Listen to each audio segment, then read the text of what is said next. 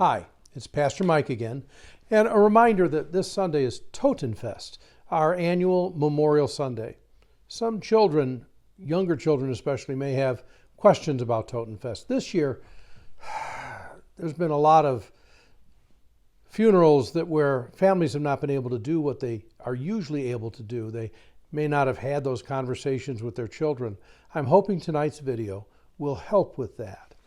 There's a book called Lifetimes. It's published by the Centering Resource Corporation, resources that I use in grief counseling and work with all ages. And this one is by Brian Maloney and Robert Ingpen. It's the beautiful way to explain death to children. I'm going to start with this book, and then we're going to read The Next Place, written by and illustrated by Warren Hansen. And, well, I'll let this book kind of explain itself as we go. Lifetimes, beautiful way to explain death to children. Brian Maloney and Robert Ingpen. There is a beginning and an ending for everything that is alive. In between is living. All around us, everywhere, beginnings and endings are going on all the time, with living in between. This is true for all living things, for plants, for people, for birds, for fish, for trees, for animals, even for the tiniest insect. Nothing that is alive goes on living forever. How long it lives depends upon what it is and what happens while it is living. Sometimes living things become ill or they get hurt. Mostly, of course, they get better again, but there are times when they are so badly hurt or they are so ill that they die because they can no longer stay alive. This can happen when they are young or old or anywhere in between. It may be sad, but it is the way of all things, and it is true for everything that is alive. For plants, for people, for birds, for fish, for trees, for animals, even for the tiniest insect. There are lots of living things in our world. Each one has its own special lifetime. Trees that are tall and strong grow slowly, standing in the sunshine and in the rain. Some of them live for a very long time, indeed, as long as 100 years or more. That is their lifetime. Rabbits and mice grow up in only a few weeks. Then they go on to live for a year or two, crunching up carrots and nibbling at cheese until they grow old and very tired, and it is their time to die. That is how it happens to be for rabbits and mice. It is the way they live, and it is their lifetime. Flowers and vegetables planted as seeds in the beginning of spring, when the earth is warm, grow quickly to live through the heat of summer. The days pass, and they become old during autumn when it is cooler. Then when winter comes and it is cold, they die. It is the way they live. That is their lifetime. Butterflies live as butterflies for only a few weeks. Once they have dried their wings, they flutter and flit from leaf to flower. At first they are bright and quick, but as time passes, they begin to slow down until finally they can go no further. They rest for a while and then they die. That is the way butterflies live, and that is their lifetime. Birds grow up quite quickly too. It is often no more than a few months from the time they hatch until they are strong enough to fly and feed themselves. How long they live after that seems to depend upon their size. Mostly, the bigger they are, the longer they will be alive. That is the way birds live, some for as long as 50 years, others no more than 2 or 3. But however long, it is their lifetime for each one.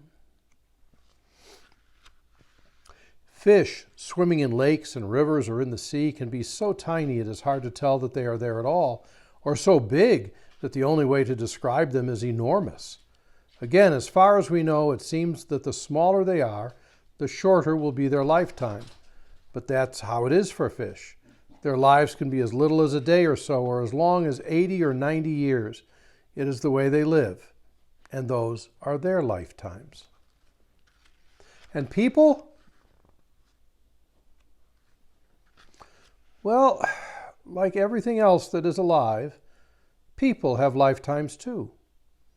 They live for about 60 or 70 years, sometimes even longer, doing all the things that people do, like growing up and being grown up. It can happen, though, just as it does with all other living things, that people become ill or they get hurt. Mostly, of course, they get better again. But there are times when they are so badly hurt or they are so ill that they die because they can no longer stay alive. It may be sad, but that is how it is for people. It is the way they live, and it is their lifetime. So no matter how long they are or how short, lifetimes are really all the same. They have beginnings and endings, and there is living in between. That is how things are for plants, for people, for birds, for fish, for animals, even for the tiniest insects, everywhere.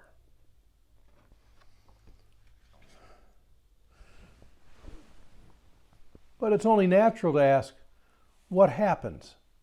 What happens when it is the end of our lifetime, when we die? As Christians, we believe that there is something else.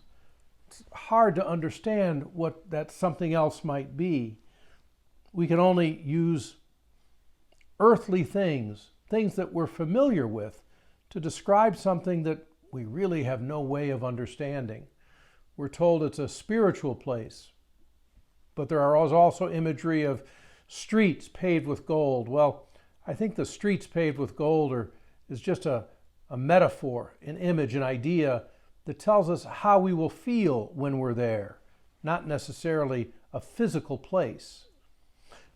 There's this book, The Next Place. I'd like to share it with you now.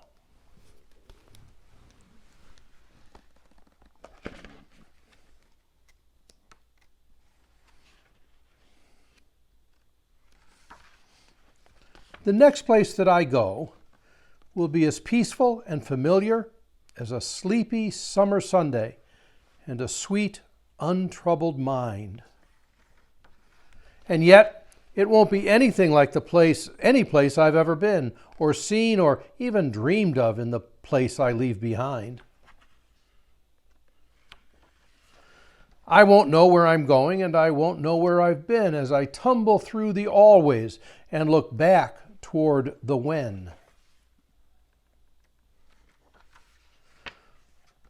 I'll glide beyond the rainbows. I'll drift above the sky. I'll fly into the wonder without ever wondering why.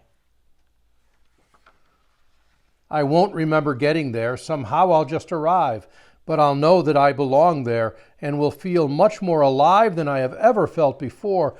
I will be absolutely free of the things that I held on to that were holding on to me.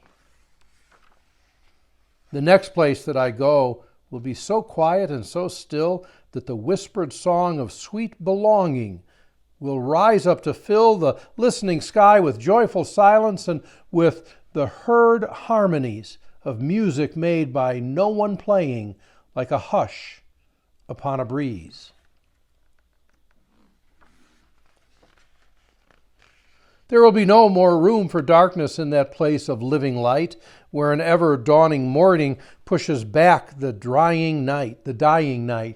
The very air will fill with brilliance as the brightly shining sun and the moon and 500,000 stars are married into one. The next place that I go won't really be a place at all. There won't be any seasons, winter, summer, spring, or fall. Nor a Monday, nor a Friday, nor December, nor July. And the seconds will be standing still while hours hurry by. I will not be a boy or a girl, a woman or a man. I'll simply be. Just simply me. No worse or better than my skin will not be dark or light. I won't be fat or tall. The body I once lived in won't be part of me at all. I will finally be perfect. I will be without a flaw. I will never make one more mistake or break the smallest law. And the me that was impatient or was angry or unkind will simply be a memory, the me I left behind. I will travel empty-handed. There is not a single thing I have collected in my life that I would ever want to bring except the love of those who loved me and the warmth of those who cared, the happiness and memories and magic that we shared. Though I will know the joy of solitude, I'll never be alone. I'll be embraced by all the family and friends I've ever known. Although I might not see their faces, all our hearts will beat as one, and the circle of our spirits will shine brighter than the sun.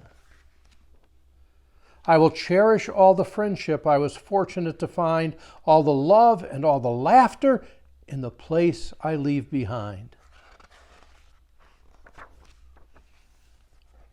All these good things will go with me.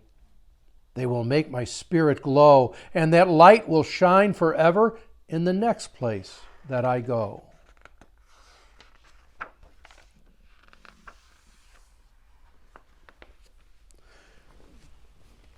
As we remember those who have died this last year, think of them soaring as spirits in the light of God, shining forth, taking all the love they've ever known with them, and the love they left here on earth is still within each of us. Cherish that love. Celebrate their lives and celebrate the lessons they've left with us. And yes, we grieve, we hurt, but they've given us things to do, to carry on. That is their gift that still gives to us. And we have the gift of Jesus Christ, who gives to us the consolation we need to know that someday we'll be going to a next place too, where our spirits will be as one. Good night.